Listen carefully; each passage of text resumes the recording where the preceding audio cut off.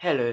We all know when you microwave non-microwavable popcorn, it is dry. No one likes dry popcorn. So what if we add a bit of oil? Alright, this is going to be a very fast-paced video, so try to keep up. We're going to pour some oil. I think that should be enough. A little bit of popcorn.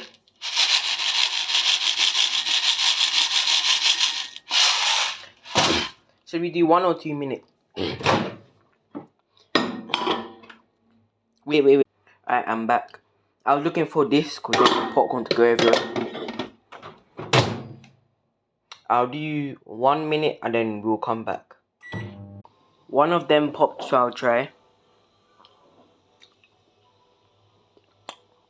It's not dry. Here it is after another minute and I'm gonna try one.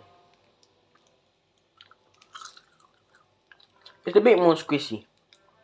So it works.